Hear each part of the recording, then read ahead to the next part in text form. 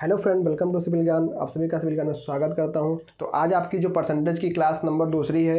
कल आपने देखी होगी क्लास, अगर नहीं देखी है तो कल की बेसिक क्लास थी, उसको ज़रूर देखिएगा, जिससे हमने परसेंटेज के कुछ इंपॉर्टेंट टर्मिनोलॉजी की बात की थी। परसेंटेज होता क्या है, कैसे निकलता है, कैसे व्यक्त किया जाता है, तो उसके बारे में हमने सीखा था।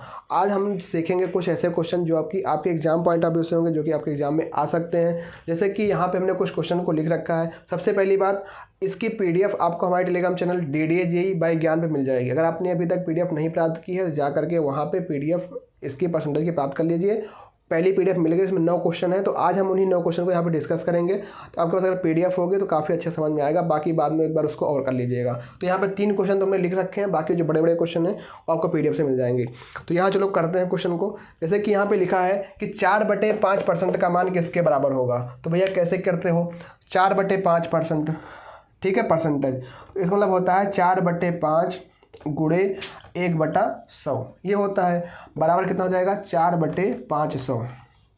2 से काट दो, 2 दूना 4, फिर 2 से काटोगे, 2 दूना 4, तो 5 10, फिर 2 से काटोगे कितना हो जाएगा, 1/125। मतलब 4/5% का मान कितना होगा, 1/125 होगा। इसकी इंक था और मार्कर एक और होगा, तभी लड़का लिख रहा था उस मार्कर ये। हाँ, तो ये हो जाएगा, कितना हो जाएगा आपका, 1/125 आपका हो जाएगा। ठीक है, तो इस तरीके से आपका हो जाएगा। दूसरा क्वेश्चन आपका है, क्वेश्चन नंबर 1 आपको समझ में आ गया। बेसिक क्वेश्चन था जो कि हमने कल डिस्कस ही किया था, आपने देखा होगा। तो आज भी हमने एक क्वेश्चन को ले लिया है जो कि आपके एग्जाम में इस तरीके से समझते हैं। दूसरा क्वेश्चन आपका है 480 का 12.5% का E% बराबर 72 है, तो E का मान ज्ञात करो। कुछ इस तरीके से क्वेश्चन आपके बन सकते हैं एग्जाम में। तो 480 का 12.5%, तो हमने आपको कल दिखाया था कि आपने नॉर्मल सुना होगा 20%, 30%। हमने आपको बताया कि 12.5% भी दिख देता है। इसी को वह और चीज़ लिख सकता है, आपको क्या लिख सकता है, इसी को लिख सकता है 12 सही 1/2%। तो आपको इन परसेंटेज से घबराना नहीं है, इनको आसानी से समझना है। तो जैसे ये क्वेश्चन है, क्वेश्चन नंबर दूसरा आपको देखिए, 480, ठीक है, 12.5 मतलब 480 गुणे 12.5 लिख सकते हो, 125/10 गुणे 100।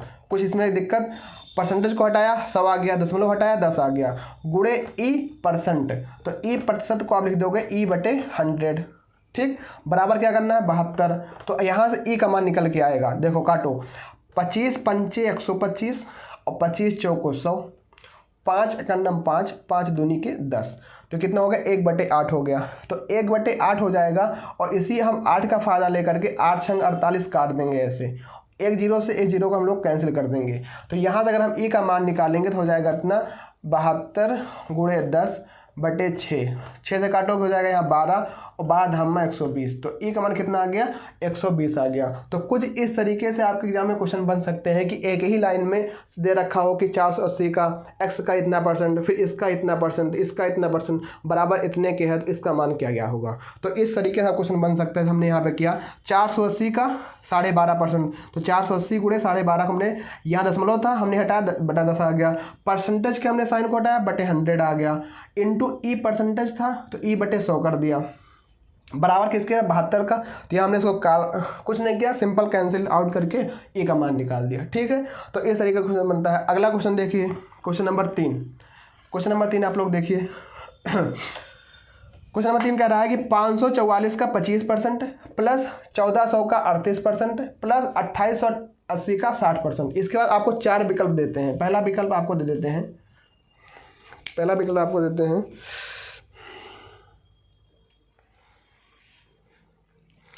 2400, 2396, 2392। पहला विकल्प आपका हो जाता है 2400। दूसरा विकल्प आपका है 2396 और तीसरा विकल्प जो आपका है वो 2392 और जो आपका चौथा विकल्प है वो आपका है 2395। ठीक है, 2395 आपका विकल्प है। अब देखो, पहले 544 का 25%, तो क्या हो जाएगा, 544 गुणे 25/100 प्लस 1400 का 38%, 1400 गुणे 38/100 प्लस 2880 का 60%, 2880 80/100। तो अब देखो यहाँ पे 540 का 25%, इसको काटोगे 25 का नम 25, 25 चौको 100, फिर 4 से काटोगे कितना हो जाएगा, 4 का नम 4 और 4 3 12 और 4 छंग 24। तो यहाँ से पूरा सॉल्व होके आ जाएगा 136 आ गया, प्लस यहाँ हो जाएगा कैंसिल, ठीक है। अब यहाँ हो जाएगा, फिर यहाँ गुणा करोगे 14 8 112 आपका हो जाएगा 112, और हासिल आपकी 11 और 14 3 42, 42 और 11 आपका हो जाएगा 2 1 3 4 1 3 4 1 5, 532 हो जाएगा। इसको सारा करोगे तो फिर यहाँ हो जाएगा 1 0 से 0 कैंसिल, यहाँ से कैंसिल, तो 6 8 48 और 6 8 48 और 48 और 4 कितना हो जाएगा आपका 52 और 6 नहीं 12 517। तो ये आपने जब सॉल्व किया पूरे परसेंटेज को, इतनी वैल्यू आ गई। अब आप सोचोगे क्या हम एग्जाम हॉल में बैठ करके पूरा इसको जोड़ें? नहीं, यूनिट डिजिट एक कंसेप्ट है, आप उसको देखिए। 6 2 8 8 8 16, मतलब आपको पता है संख्या कितनी भी बड़ी हो पर यूनिट डिजिट जो होगी उसकी जो इकाई के स्थान पर संख्या आएगी वो आपकी 6 ही आएगी। तो ऑप्शन आपके पास रहेगा, वहाँ तो पूरा क्यों दिखाना तो है नहीं कि हमको पूरा सॉल्व करके दिखाना होता है। तो बहुत सारे ऐसे क्वेश्चन यूनिट डिजिट से होते हैं, गेम खेलना होता है। यहाँ लास्ट में 6 आएगा, तो अगर 4 विकल्प मैंने दिया है, इन 4 विकल्पों में केवल एक ही विकल्प ऐसा है जिसमें लास्ट में 6 आ रहा है, बस बी आपका उत्तर हो जाएगा। पर इसको हम अगर पूरा सॉल्व करें, देख लीजिए 6 2 8 8 7 16 के 6 हासिल 1, 3 3 6 2 8 1 9 हो जाएगा, 7 5 12, 7 5 आपका 12, 12 1 13 के 3 हासिल 1, और उसके बाद 1 और 2, 23 96 आपका ऐसे भी आ रहा है और 23 96 आपका ऐसा भी आ रहा है। तो यहाँ पे हमने ये चीज़ सीखा कि चाहे जितना बड़ा परसेंटेज हो, ठीक है, उसको सॉल्व करते लेके आओ, जोड़ो क्या, लास्ट में आप यूनिट डिजिट जोड़ लो, उसके इकाई के स्थानों को जोड़ लो, उसके बाद विकल्प देख लो। पूरा नहीं करना होता है, एग्जाम में जो क्वेश्चन किया जाता है कुछ इसी तरीके से किया जाता है, आप उसको पूरा सॉल्व करोगे, पूरा सॉल्व करने का भी आपका उत्तर उतना ही आएगा, और नहीं करोगे तभी उतना ही आएगा। कोई ऐसा बंदा होगा जो इस कंसेप्ट को लगा करके विकल्प आंसर करके चला जाएगा, आप उसी में 30 सेकंड लगा दोगे, 40 सेकंड लगो, वही आपको 10 सेकंड में हो जाएगा। तो इस बात को भी आपको सीखना है। क्वेश्चन नंबर 3 तक हमने डिस्कस कर लिया, क्वेश्चन नंबर 4 से देखते हैं। आपने अगर पीडीएफ अभी तक नहीं ली है तो DDA JEE बाय ज्ञान करके टेलीग्राम चैनल से पीडीएफ ले लीजिए ताकि कोई आपको दिक्कत ना हो। क्वेश्चन नंबर 4 देखिए। क्वेश्चन नंबर 4 को देखने से पहले और पढ़ने से पहले कुछ चीज़ें हम समझ लेते हैं, कुछ न्यू कंसेप्ट है। तो ये तो आपका जो हमने कल आपको बताया था, कल जो आपकी बेसिक क्लास हुई थी उसके बेस पे क्वेश्चन था। अब आगे थोड़ा आपको कुछ न्यू कंसेप्ट मिलेगा। नया कंसेप्ट क्या है भैया? नया कंसेप्ट ये है आपका है कि सपोज मान लीजिए आप कहीं पे, अभी तो मान लो जॉब नहीं करते होंगे, पर मान लीजिए आप की कुछ इनकम है कि आप महीने में 800 रुपये कहीं कोचिंग वगैरह पढ़ाते हो पाते हो, फिर आपने दूसरे महीने आपकी कोचिंग की जो है 1000 रुपये आपको मिलने लगा। मतलब पहले आपको 800 रुपये मिलता था पढ़ाने का, फिर अब आपको 1000 रुपये मिलने लगा। तो आपसे कोई पूछे कि आपके इनकम में कितने की बढ़ोतरी हुई, तो भैया कहोगे 200 रुपये की बढ़ोतरी हुई। फिर आपसे कोई पूछे कितने परसेंटेज की बढ़ोतरी हुई, तो आप क्या करोगे, 200 बटे 800 गुणे 100, ये कर गया, कितना हो जाएगा 100 बटे 4, मतलब कितना हो गया 25%। तो कितने की बढ़ोतरी हुई, 25%। तो यहाँ आपने देखा, यहाँ हमने 800 क्यों लिया, क्योंकि हमारा जो मूल वेतन था वो 800 रुपये था। पहले हमको 800 रुपये मिलता था, पर उसके बाद वो हर महीने, मतलब जो दूसरे महीने हमको 1000 रुपये मिलने लगा। तो जो आपकी बढ़ोतरी हुई उस 800 पे हुई, ना कि 1000 पे। लोग गलती क्या करते हैं, उसको निकाल देते हैं 1000 पे, वो हो जाता है आपका गलत। तो ये ऐसा गलती नहीं करनी है। मतलब सबसे पहले आपको 800 रुपये पर महीना मासिक वेतन मिलता था पढ़ाने का, फिर आपको अगले महीने से 1000 रुपये मिलने लगा। तो आपके कितने रुपए की बढ़ोतरी हो गई, 200 रुपये की बढ़ोतरी हुई। किस पर बढ़ोतरी हुई, तो इस 800 रुपये बढ़ोतरी हुई, ना कि 1000 रुपये। 1000 को हमको नहीं ले लेना है। तो ये 200 बटे 800 इंटू 100, तो आपका जो है 25% आपका मासिक वेतन बढ़ गया। तो ऐसा कुछ कंसेप्ट है। क्वेश्चन नंबर 4 आप पढ़िए और करने की कोशिश कीजिए। क्वेश्चन नंबर 4 आपका कहता है कि गौरव प्रतिदिन 800 रुपये कमाता है और कुछ हफ्तों के बाद वह प्रतिदिन 960 रुपये कमाना शुरू कर देता है। उसकी दैनिक आय में कितने % की वृद्धि हुई। मतलब सबसे पहले तो 800 रुपये पहले कमाता था, कितना कमाता था भैया, 800 रुपये कमाता था। कुछ समय बाद वो 960 रुपये पर महीने कमाने लगा, 960 रुपये कमाने लगा। तो कितने की वृद्धि हुई उसमें, 160 रुपये की वृद्धि हुई। किस पे वृद्धि हुई, 800 पे। तो 160 बटे 800 गुणे 100, कट गया, 8 दूनी 16, तो कितने की वृद्धि हो गई, 20% के उसके प्रतिदिन में वृद्धि हो गई। तो 20% की उसकी वृद्धि हुई है। तो आपको इस क्वेश्चन नंबर 4 का जो होगा सॉल्यूशन इस तरीके से होगा। ठीक, उम्मीद करता हूँ समझ में आया होगा। एक और कर लीजिए, मान लीजिए आपका है कि आपने 1200 रुपये प्रतिदिन काम करने का फैसला लिया कि हमको 1200 रुपये प्रतिदिन एक काम करते हैं, तो प्रतिदिन आपको 1200 रुपये मिलता है। लेकिन कुछ दिन के बाद आपकी वो सैलरी जो है कम हो गई, चलो मान लो कम हो गई, कि कितनी हो गई, 800 रुपये हो गई, 800 रुपये हो गई। पहले आपको 1200 मिलता था उस किसी काम का, फिर अब आपको 800 रुपये मिलने लगा, तो क्या हुआ, आपके मूल वेतन में कितने कमी हुई, 400 की कमी हुई। अब भी आपको 1200 रुपये निकालना होगा, ना कि 800 रुपये, क्योंकि आपकी कमी किस पे हुई, 1200 पे हुई है। तो 1200 गुणे 100 कट गया, और 4 × 4 4 × 3 12, 100/3, मतलब कि 33 सही 1/3%। तो 33 सही 1/3% की कितनी कमी हुई, 33 साढ़े 33, मतलब 33 से 1/3% का क्या हुई है, आपके मूल वेतन में कमी हुई है। तो इस प्रकार के प्रश्न आपके एग्जाम में बनते हैं। ठीक है, तो आगे बढ़ते हैं, क्वेश्चन नंबर 5 देखते हैं। क्वेश्चन नंबर 5 क्या कहता है, जिसके पास PDF है, एक बार PDF, ज़्यादा बड़े क्वेश्चन नहीं है, आप PDF पाया करो, उसको अपने नोटबुक में या कहीं आप कॉपी में नोट कर लिया करो कि हाँ क्वेश्चन क्या है, ताकि जब क्लास करते समय आपको बार बार PDF ना अपलोड के देखना पड़े। क्वेश्चन नंबर 5 है, देखो क्वेश्चन नंबर 5 पढ़ने से पहले एक कंसेप्ट फिर सीख लीजिए। कंसेप्ट क्या है, कंसेप्ट यह है कि परसेंटेज में जब भी आप कोई क्वेश्चन सीखिए, कोई क्वेश्चन करिए, तो हर एक चीज़ अपने आप में कितनी होती है, 100% होती है। क्या होती है, 100% होती है। जैसे अगर हम कहें कि ये आपकी जो कैप है, ये आपकी जो मार्कर है, ये पूरा अगर हम इसको मिला कर दिए, ये अपने आप में क्या हो गया, 100% हो गया। अगर हम इस कैप से मार्कर को हटा दिए, अब अगर आपसे कहें क्या ये पूरे अपने आप में 100% है या पूरे अपने आप में है, तो कहोगे नहीं 50% है, क्योंकि इसका मेन चीज़ तो बाहर हो गया, कैप बाहर हो गया।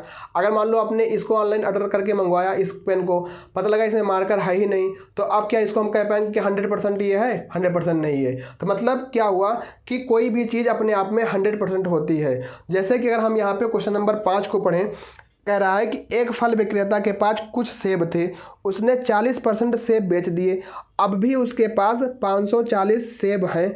आरंभ में उसके पास कितने सेब थे, तो उसके पास कुल सेब कितने रहे होंगे। मान लीजिए जो कुल सेब था, चाहे वो 100 ही सेब रहा हो या 200 सेब रहा हो, लेकिन वो अपने आप में 100% था, तो कुल मान लीजिए कितना था, 100% सेब था। फिर कह रहा है कि 40% सेब बेच दिए, उसने बेचे कितने, उसने बेचे जो है भैया 40% सेब उसने बेच दिए।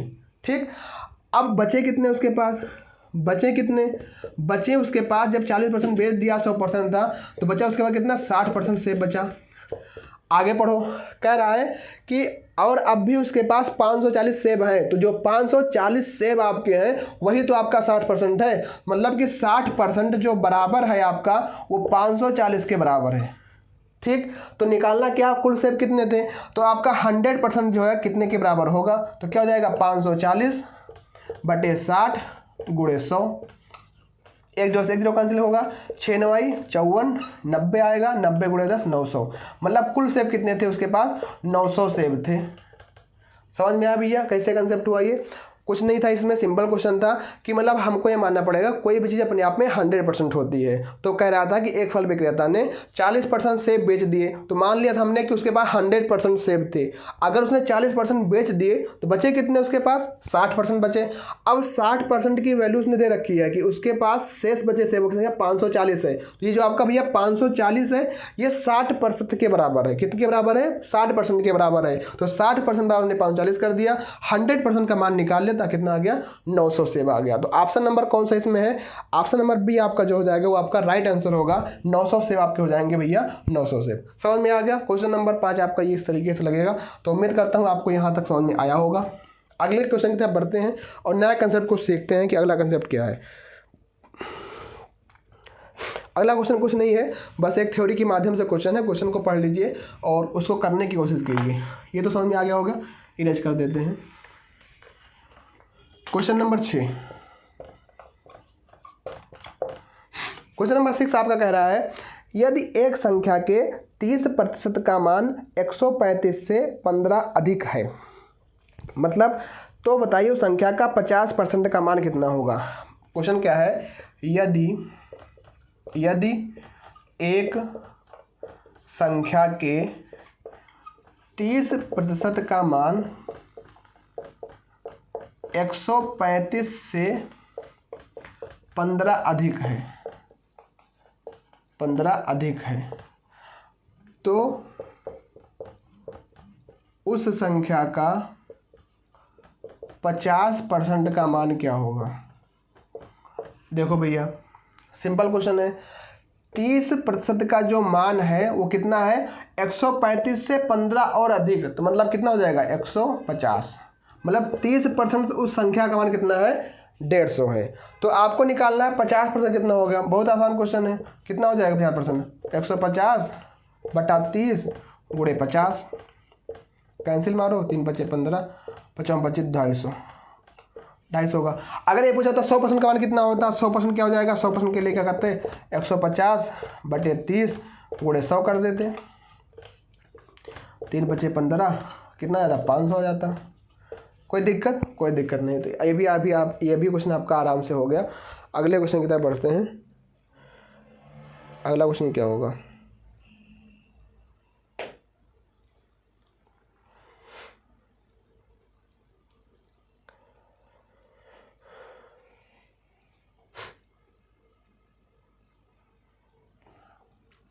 क्वेश्चन नंबर 7 पढ़ते हैं। 7 क्या कहता है, 7 करने से पहले थोड़ा उसको कंसेप्ट को समझ लेते हैं। कंसेप्ट क्या है, कंसेप्ट कुछ इस तरीके से है,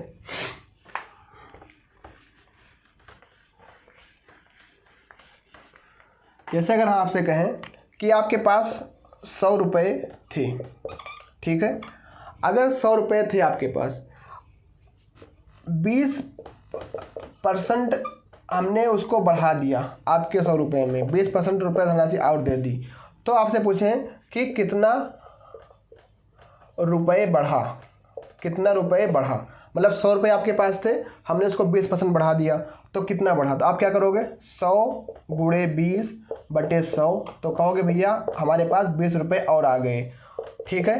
पर अगर आप पूछें कि 100 रुपये आपके पास थे, 20% बढ़ा दिए, अब कुल कितना रुपये हो गया, अब कुल कितना रुपया हो गया, कुल कितना रुपया आपके पास हो गया, तो क्या करोगे, 100 तो रहेगा ही, प्लस 100 का आप क्या करोगे 20% और ले लोगे, तो कितना आ जाएगा 120 आपका आ जाएगा, कितना आ जाएगा 120 आपका आ जाएगा। पर इस बात को हमें यह समझना है कि जो पहले 100 था 120 हो गया, तो इसको हम इस तरह भी तो लिख सकते हैं कि 100 पहले था, 20% बढ़ा मतलब 120 हो गया, 120 बटा 100 मतलब कितना हो गया 120 हो गया। तो यही बात तो सही है, ये भी आपका सही है, ये भी आपका सही है, ठीक है। जैसे अगर हम आपसे कहें कि आपके पास 500 रुपये थे, 500 रुपये थे, उसमें हमने 20% की बढ़ोतरी कर दी, तो आप इसको इस तरह ले सकते हो, 500 100% में है, 20% बढ़ोतरी मतलब 120% हो गया, तो 500 गुणे 120 बटा 100 काट दिया, तो कितना हो गया 12 पंचे 60, 600 रुपये। तो कुल कितने रुपये आपके पास होगा 600 रुपये हो गया।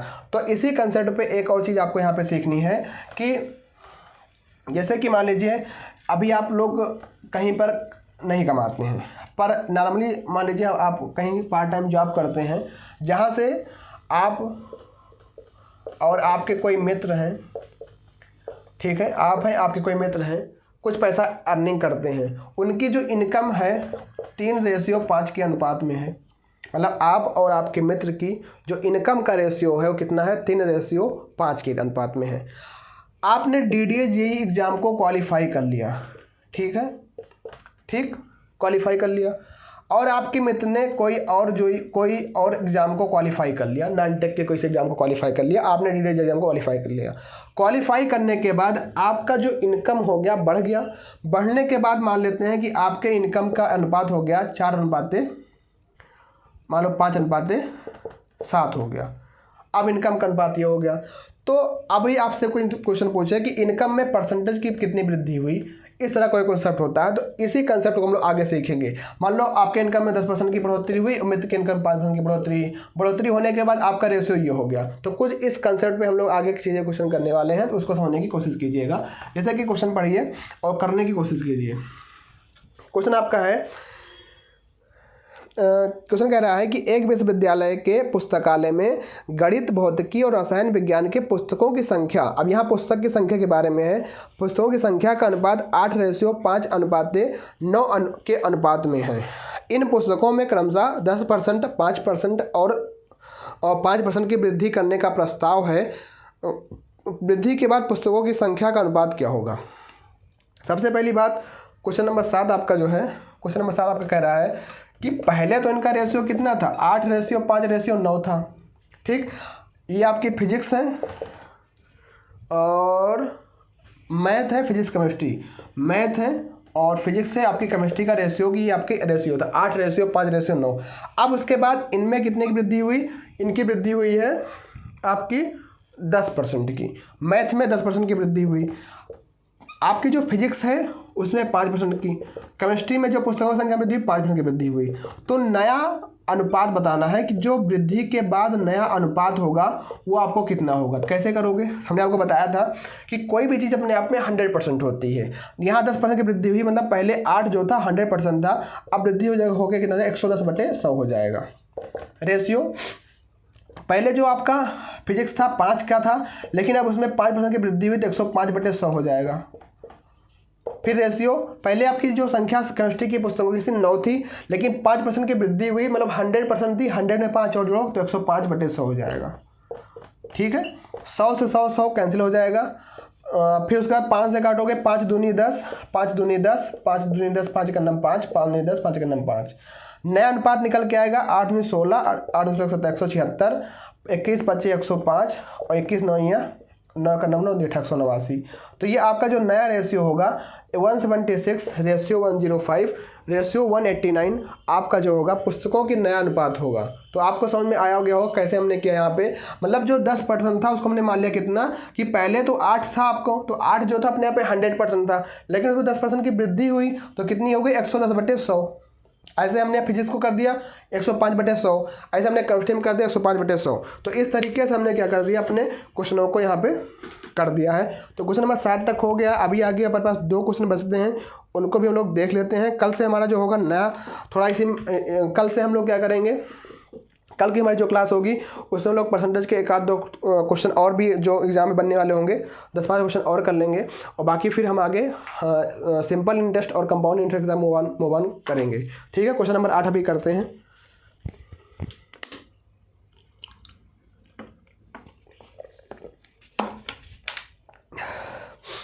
क्वेश्चन नंबर 8 में आपका रेशियो का कुछ कंसेप्ट है, देखते हैं उसका रेशियो कैसे कैसे उसमें लगाते हैं। क्वेश्चन नंबर 8 को पढ़िए। कह रहा है कि ए का 80% के 45% और बी का 40% के 30% का अनुपात 15:4 है। यदि ए और बी का औसत 67.5 है तो ए माइनस बी का मान आपको ज्ञात करना है। क्वेश्चन नंबर ये आपका कौन सा है, क्वेश्चन नंबर 9 है। ठीक है, क्वेश्चन नंबर 9 आपका है। क्वेश्चन नंबर आपका ये 8 वाला है, 8 या 9 ऐसे क्वेश्चन है, इसको देख लीजिएगा पीडीएफ में कौन सा है। ये आपका लास्ट क्वेश्चन है, इसको समझ लीजिए, बाकी हम लोग इसके आगे कल डिस्कस करेंगे। इसके आगे कुछ कंसेप्ट और भी सीख लेंगे इसमें परसेंटेज में, ताकि अगर परसेंटेज से क्वेश्चन बने तो आपका परसेंटेज का भी हो जाए। बाकी हम लोग आगे फिर सिंपल इंटरेस्ट और कंपाउंड इंटरेस्ट पे काम करेंगे। क्वेश्चन क्या था, क्वेश्चन आपका था ए का 80%, ए के 80% के 45%, ए के 80% के 45% और बी के 40%, बी का 40% का 30% का अनुपात, इसका अनुपात हमने आपको बता रखा है 15:4 है। तो कह रहा है और ए और बी का जो औसत होता है, ए और बी का जो औसत है वो दिया है 67.5, तो ए माइनस बी का मान ज्ञात करना है। कैसे करोगे, देखो सबसे पहले यहाँ पे कह रहा है ए का 80%, कितना भैया, ए का 80%, तो ए का 80% कर दिया गुणे 45%, मतलब ए के 80% का 45% बटा कर दो कितना, बी के 40%, बी के 40% का, उसका 23%। किसके बराबर है? 15/4। तो पहले यहाँ से ए रेशियो बी का मान निकालो। अब ये सब परसेंटेज है, आपस में कट जाएंगे 100 तो यहाँ पे केवल 100 का मान से हट जाएगा, हमने हटा भी दिया। अब 5 से काटोगे कितना हो जाएगा? 5 8 40 और 5 9 45। 8 से काटो कितना हो जाएगा? 8 2 80 और 10 3 का 30 और 3 3 का 9। तो मतलब ए रेशियो बी का मान जो आएगा 15/4 × 3 आएगा। 3 बचे 15, मतलब कितना हो गया? ए रेशियो बी बराबर कितना हो गया आपका? 5:4 हो गया। ठीक, ए रेशियो बी। अब यहाँ रेशियो का खेल आएगा। ए और बी का औसत कितना है? 67.5 है। तो यहाँ ए और बी रेशियो कितने में है? 5:4 में है। तो अनुपात का रेशियो ले लो, अनुपात का जो है उसका एवरेज ले लो। तो अनुपात का एवरेज हो जाएगा 5 + 4/2, मतलब 9/2। अब ये रेशियो में 9/2 है, पर इसका मान कितना है? 67.5 है। तो 9/2 रेशियो बराबर किसके है? 67.5। दशमलव हटाओगे कितना हो जाएगा? 675/10 आ जाएगा। मतलब 9/2 ये रेशियो के रूप में है, पर इसकी जो एक्चुअल वैल्यू है वो 675/10 है। हमको निकालना क्या है? ए माइनस बी का मान। ए माइनस बी का मान अगर हम लोग रेशियो में यहाँ सॉल्व कर रहे हैं तो ए माइनस बी का मान रेशियो में कितना हो जाएगा? 5 - 4 कितना होगा? 1 होगा। मतलब ए माइनस बी का मान 1 रेशियो के बराबर है। अगर आपका 9/2 रेशियो का मान 675/10 के बराबर है, तो अगर आपसे पूछे कि एक रेशियो का मान कितना होगा, तो यहाँ से एक रेशियो का मान निकालो। 675/10 × 9 और × 2 ऊपर चला जाएगा। तो 9 × 7 = 63 और 9 × 5 = 45। ठीक, और 75 दूना कितना हो जाएगा आपका? 150 और बटे 10 कितना आ जाएगा? एक रेशियो मान कितना आ गया आपका? 15 आ गया। तो एक रेशियो आपका जो 15 आपका मान आ गया, यही आपका ए रेशियो बी का मान हो जाएगा। तो यहाँ पे हो जाएगा 15 आपका हो जाएगा राइट आंसर। आपके विकल्प में भी ऑप्शन नंबर बी आपका हो जाएगा, वो करेक्ट उत्तर होगा। तो ठीक है भैया, तो आज की क्लास में आपने कुछ MCQs देखे हैं, कुछ आपने प्रैक्टिस क्वेश्चन किए, जो कि इसकी PDF आपको हमारे टेलीग्राम चैनल में मिल गई होगी, वहाँ से ले लीजिएगा। और अब इसके आगे की और भी कल हम परसेंटेज की क्लास करेंगे, जिसमें हम लोग कुछ और भी कुछ सीखेंगे। बाकी फिर नेक्स्ट क्लास में हम लोग सिंपल इंटरेस्ट और कंपाउंड इंटरेस्ट करेंगे। बाकी क्लास कैसी लगी, क्लास को और शेयर करिए। आप लोग शेयर नहीं करते हो, खुद तो देख लेते हो, लेकिन दूसरों को नहीं बताते हो कि यहाँ पे आपकी DDG के लिए क्लास चल रही है। तो ग्रुप में आप जहाँ कहीं ग्रुप में हो तो आप लोग वहाँ भेजिए, ताकि लोगों को मालूम पड़े और अच्छे तरीके से आपके लिए और भी कुछ कर पाएँ। तो आज क्लास में बस इतना ही, मिलते हैं फिर कल नेक्स्ट क्लास में। तब तक के लिए थैंक यू। जय हिंद, जय भारत।